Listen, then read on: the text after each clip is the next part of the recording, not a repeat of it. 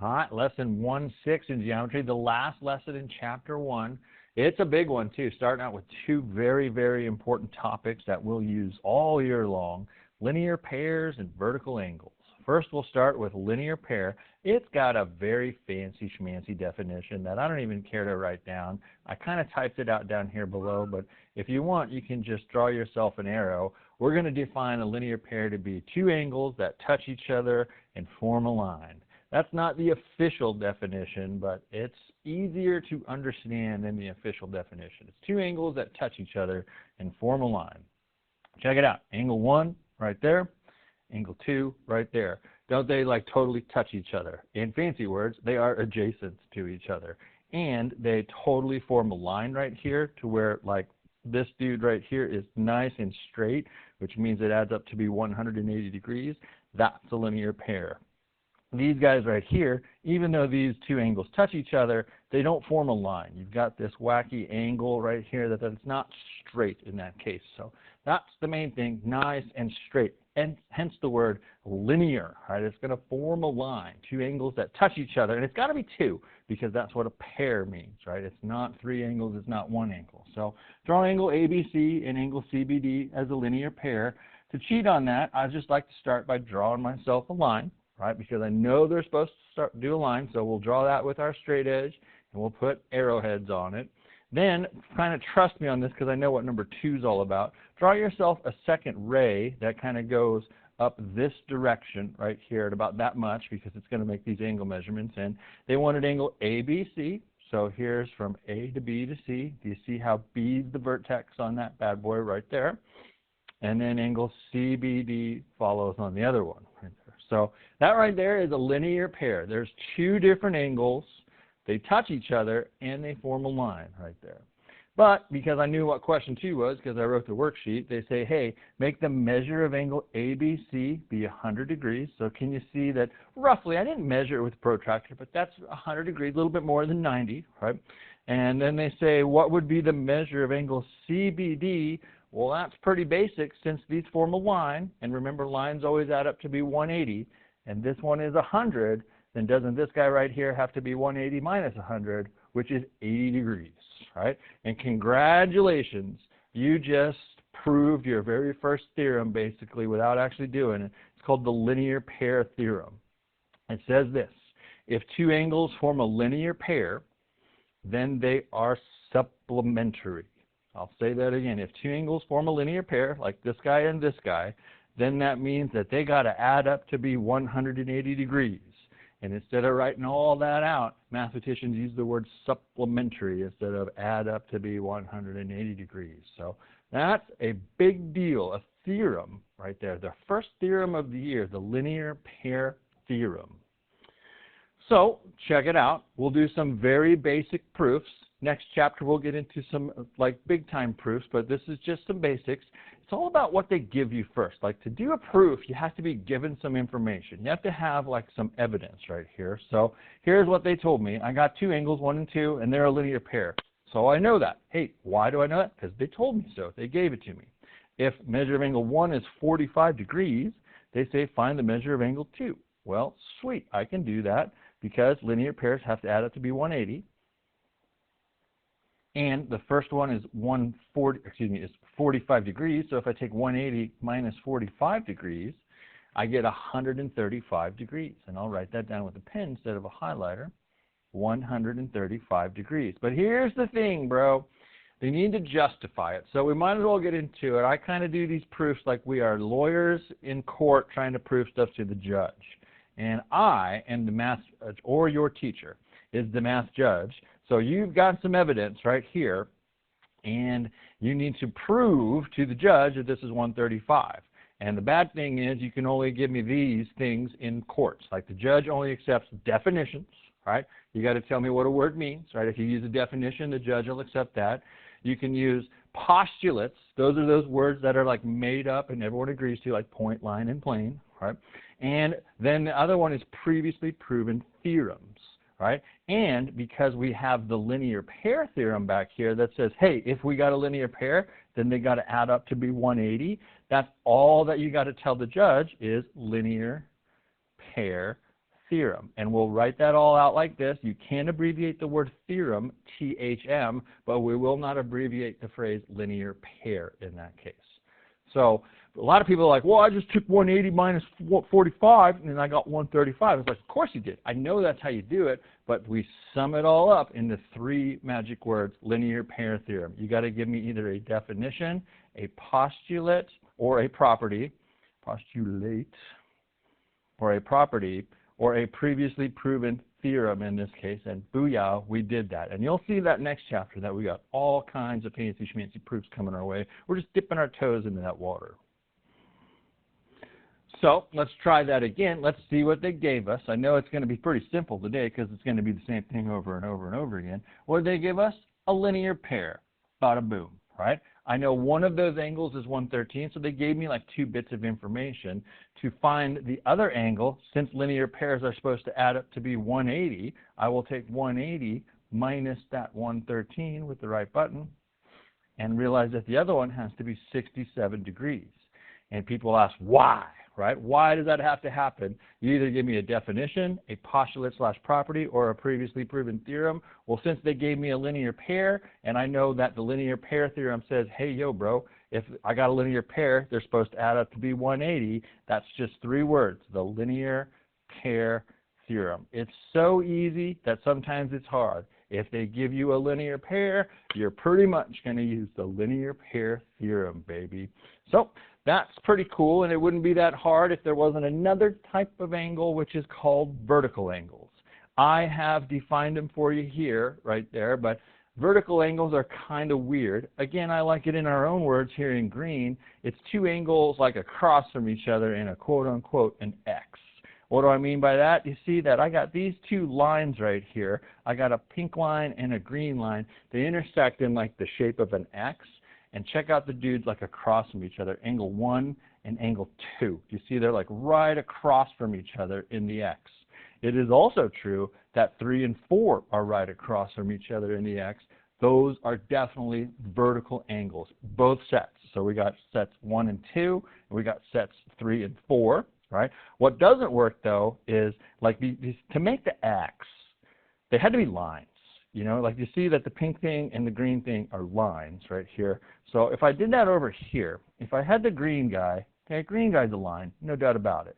But the pink dude, you see how it bends in that case? That's not a line. So that means that these guys, even though they're like across from each other, it doesn't work out because it didn't make intersecting lines. That's going back to the official definition. But the way I like to explain it to you is like, look for the X made up of lines and we'll go across from each other. That's kind of weird, so let's get better at it. So let's draw one picture where angle 6 and angle 8 are vertical angles, and angle 7 and angle 9 are vertical angles. Easiest way to do that is to draw 2 lines, right, that intersect in an X. So we'll draw ourselves like a red line right there, and then maybe a green line right there. You see how very straight, red line, green line, made an X in that case. You can have all kinds of different like X-like shapes. It doesn't have to be wild, but it's like you could have like a skinny little dude right here. Like those totally make an X as well, right? But I like, since our first ones, let's just kind of make them like large and in charge because I know what number 6 is going to ask us to do right here. So let's put angle 6 right here, right? And you see how it says angle 8 has to be its vertical angle.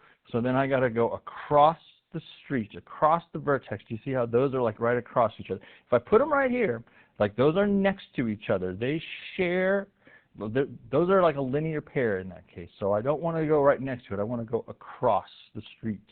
And then angle 7 and 9 also have to be vertical angles. So it's really new. You know, it's kind of weird, but we'll give that a shot. And if we mess up, who cares? We'll fix it. So now let's do something here. Let's see what's true about vertical angles by doing this. In the picture from this problem over here, I know it's not number 23, it's number 5. Let the measure of angle 6 equal 80 degrees. So sweet, we'll put it right there. Let's find all the other angles and justify our answer. Well, here's what I'm going to do. I'm going to do a little bit of covering up here for a second. So I'm going to cover something up.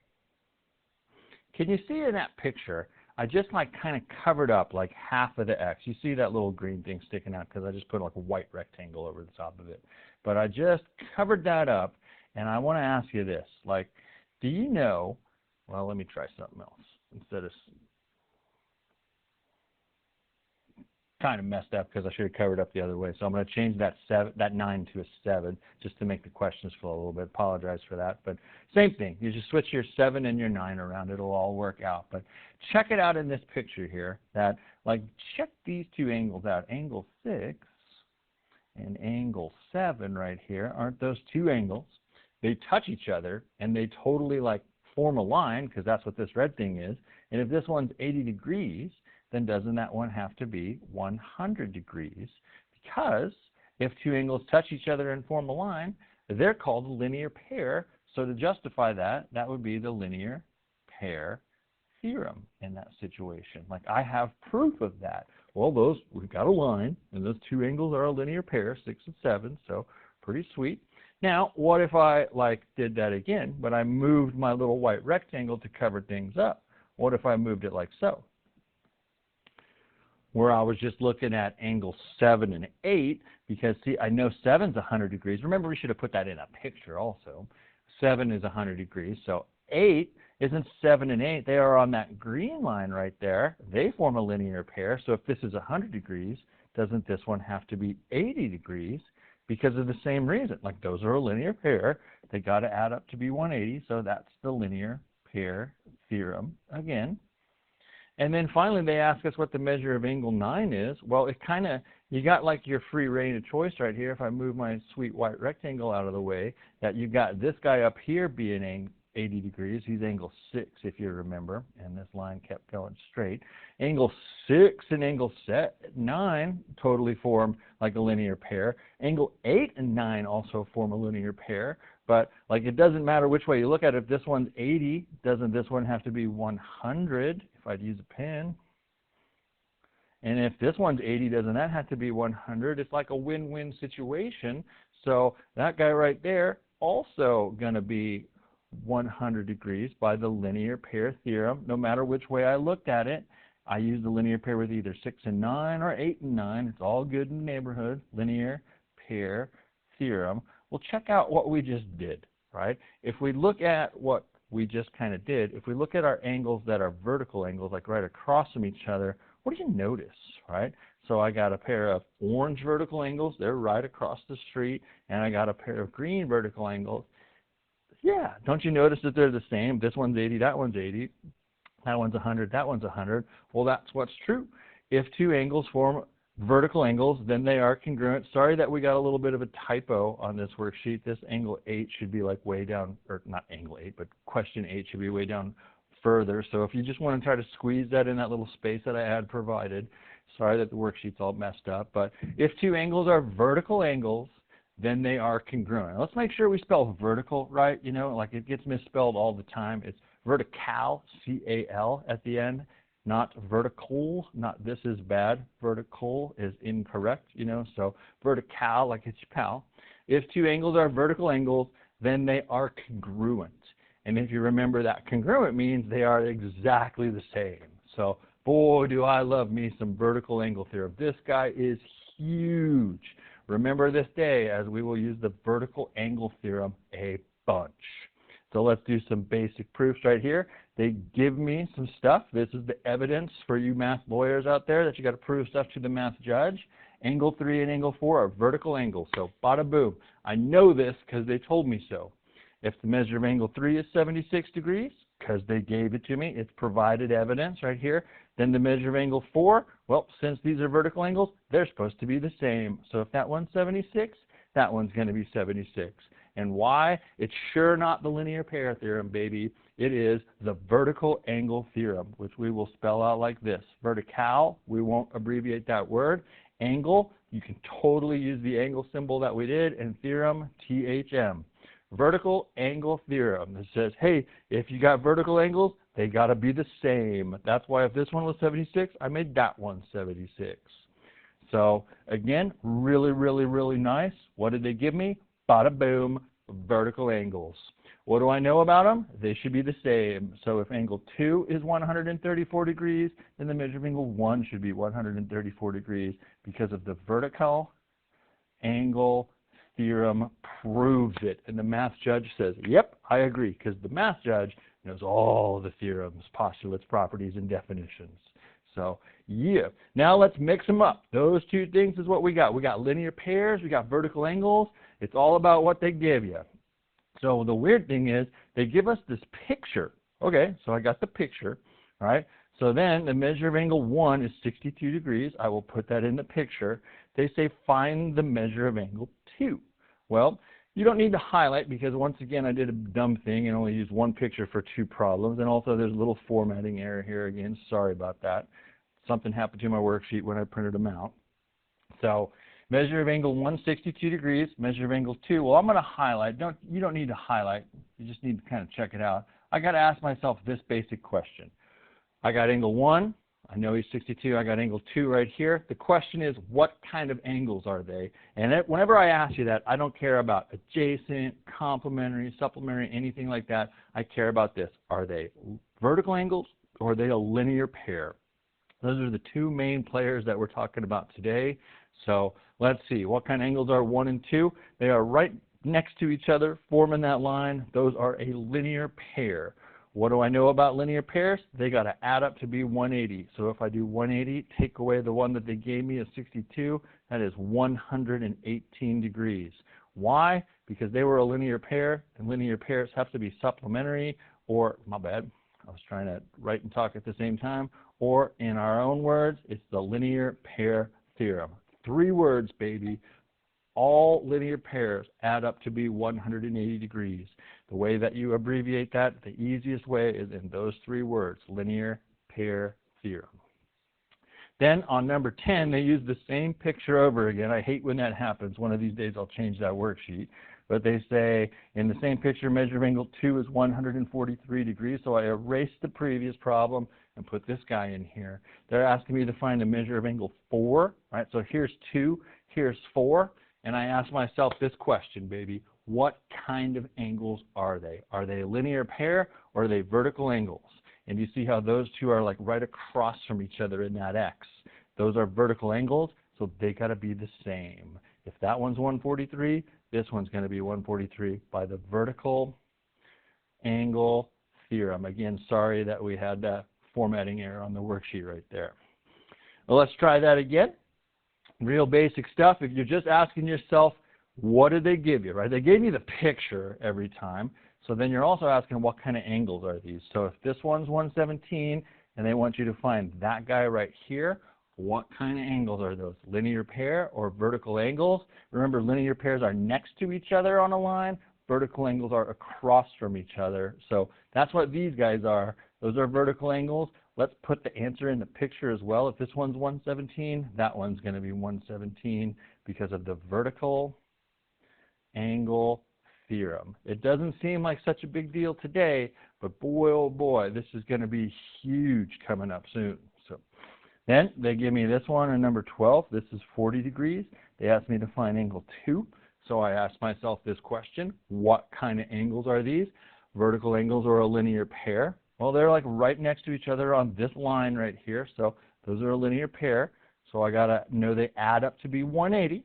180 take away 40 is 140 degrees. So I got that figured out by the linear pair theorem. Right? 2 theorems, vertical angle theorem and linear pair theorem.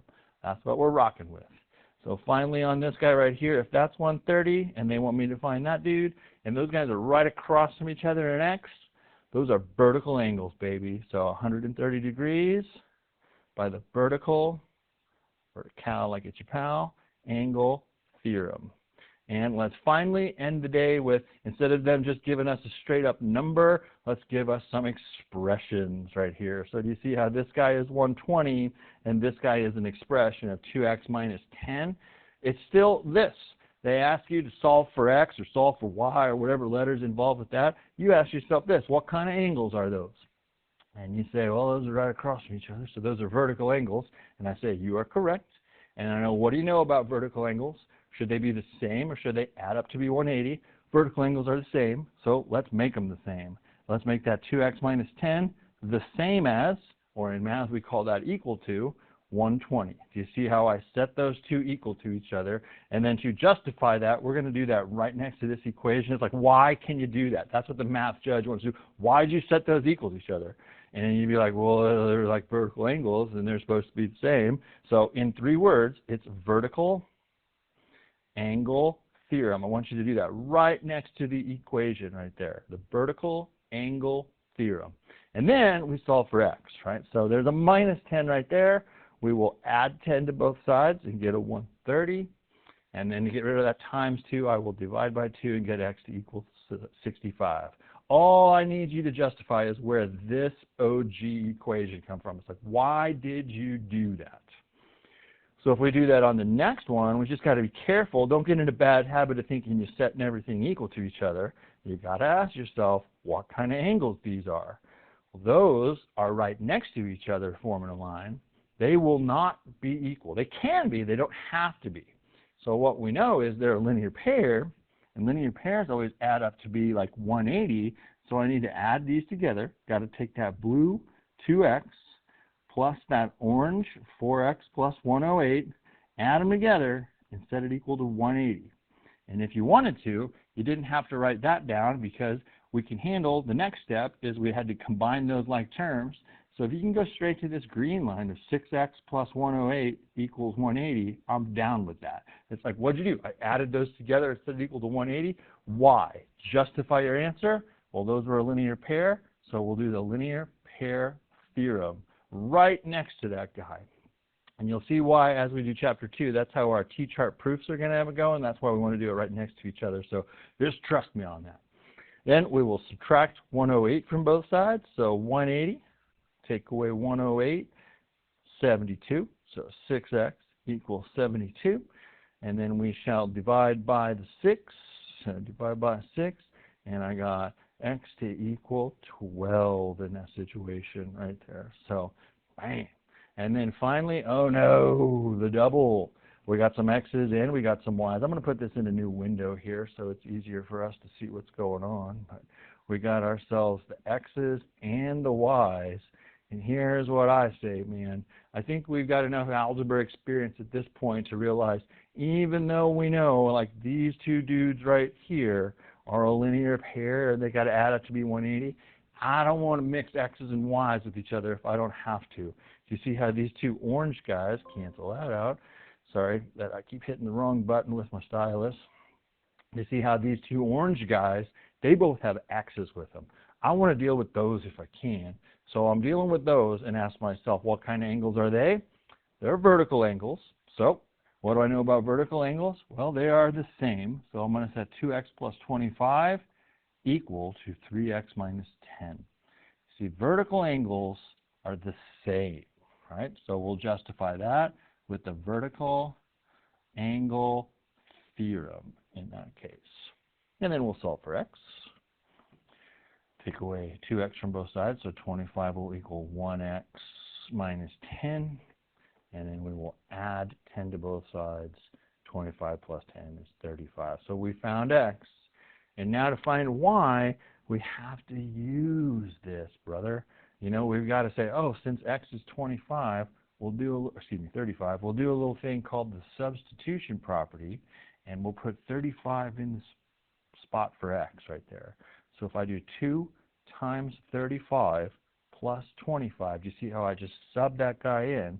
I can figure out that this entire thing right here is 95 degrees because I already figured out what x was. And how does that help me? Is because now I know this is 95 and this is y, and they're right next to each other on a line. Can't I add those together, the 2y plus 95, and set it equal to 180 because they are a linear pair, and the linear pair theorem says I can do that. And then I shall solve for y.